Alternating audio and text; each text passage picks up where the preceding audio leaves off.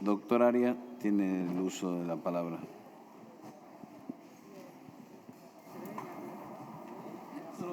Directamente. ¿Yo? Sí, sí. Bueno, muchísimas gracias por la invitación. ¿Por dónde empezar, no? Tantas cosas, tantas aristas tiene esta situación del Poder Judicial. Voy a tratar de no ser reiterativo y enfocarme en dos cuestiones que yo creo que son interesantes para demostrar por qué tenemos que ampliar el número de miembros de la Corte Suprema de la Nación.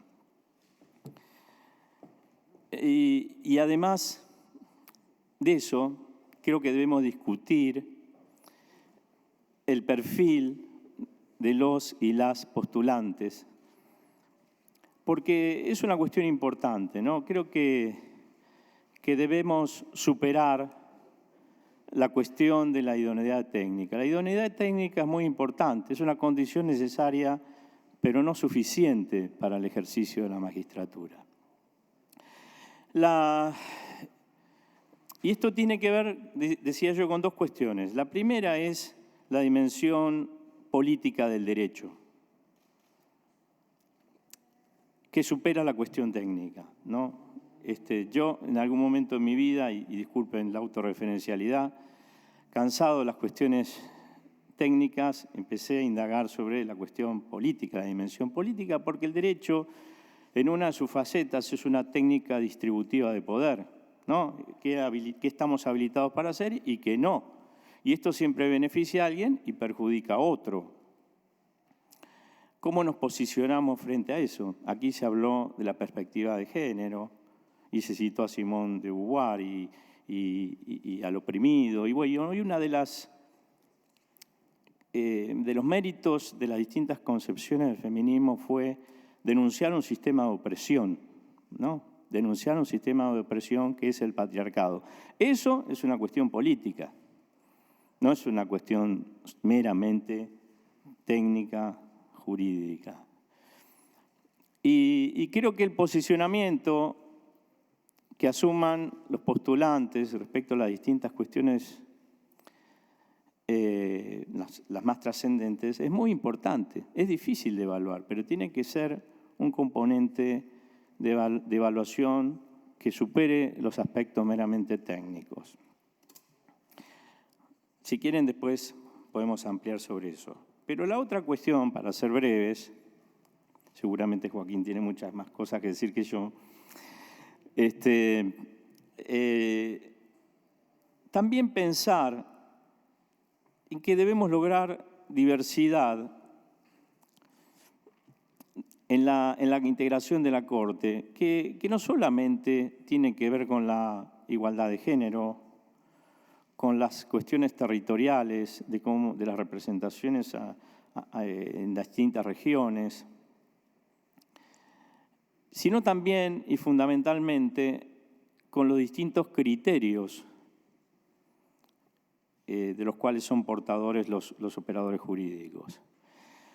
Porque el derecho no admite una solución jurídica, ¿no? Muchas veces los profesores preguntan en la facultad, ¿cuál es la solución jurídica del caso? No hay una solución jurídica del caso, hay un rango de racionalidades posibles.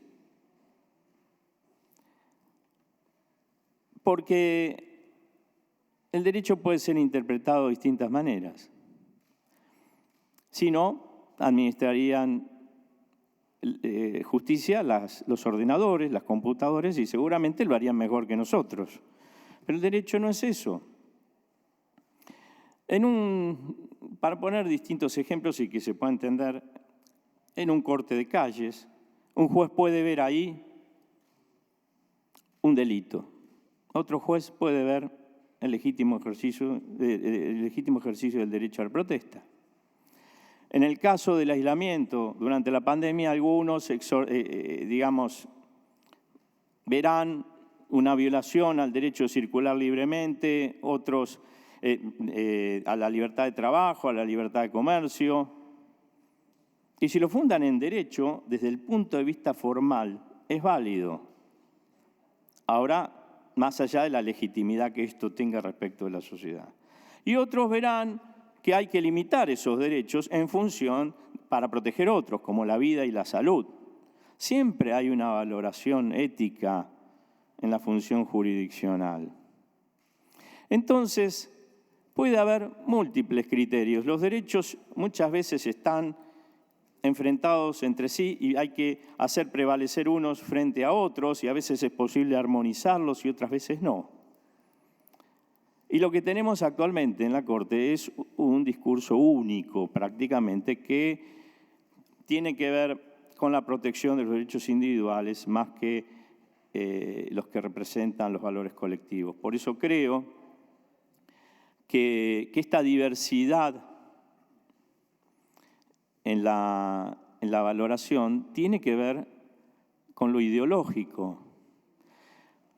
Y hay que acá marcar esta distinción. Una cosa es lo ideológico, es decir, una forma de ver el mundo. Otra es lo político, que tiene que ver cómo se distribuye el poder entre los actores sociales. Y otra es lo partidario. Lo partidario es lo que no tiene que prevalecer en el Poder Judicial, pero la situación, digamos, la visión política e ideológica es consustancial al ser humano. Consciente o inconscientemente somos portadores de una ideología y eso es inevitable. Y eso tiene que estar expresado en el tribunal. Y tiene que ver con la ideología y tiene que ver, como dijo Carlos Rosangi, también con cómo uno ha forjado su subjetividad, su trabajo, sus vivencias. Tiene que ver con múltiples factores, pero esa diversidad tiene que estar representada. Y así, digo, si hay un juez como Rosenkrantz que representa, que se ha destacado en su vida profesional por defender ciertos intereses de las minorías poderosas, yo creo que también debería haber un juez o una jueza indígena, un juez o una jueza de las minorías sexuales, en fin, una diversidad de trayectorias y de ideologías que van a enriquecer el discurso jurídico, van a aportar distintas visiones de las que actualmente tenemos, que reitero, es un discurso único. Entonces, me parece que, de acuerdo a esto, no estoy muy de acuerdo con la división en salas, porque se perdería esa diversidad. Sí creo que podría admitirse las salas en las cuestiones formales de admisibilidad respecto del 280, aquí se habló mucho, pero cuando hay que decidir cuestiones sustanciales y fundamentalmente derecho de incidencia colectiva, causas colectivas, litigio de reforma estructural, creo que ahí la Corte tiene que funcionar en pleno. Y además, pensar en los otros estamentos de la organización judicial del país, porque el nuestro es un país federal que tiene cortes a su vez en cada una de las provincias, sus superiores tribunales, y también en tribunales de casación para cada una de las ramas del derecho.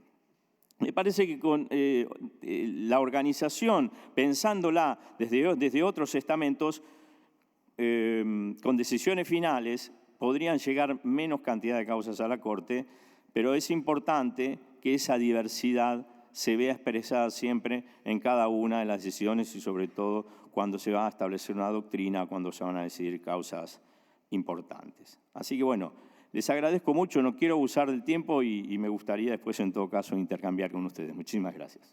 Muchas gracias, doctor.